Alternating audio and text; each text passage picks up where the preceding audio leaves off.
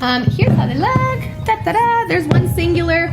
You can pull out both of these organizers if you want to just have it one full one. Maybe have like a whole cucumber or carrots or something in there, wherever it is you want to put them. I have one set up in my fridge. I think I did like tomatoes, jalapenos, and carrots currently, which is just like so satisfying to look in my fridge at stuff that would normally be like scattered or just like all thrown in a crisper and like see it nicely organized. It's like oddly calming.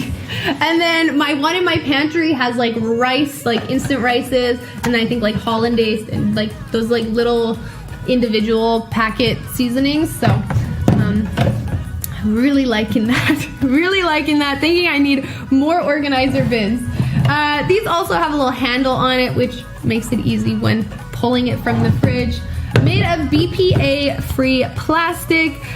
They do say not to put these in the dishwasher, just to hand clean them. I think that's probably, it just probably can't withstand the heat. I know I've put some plastic in the not in the freezer, in the dishwasher that can handle it, and then it cracks. So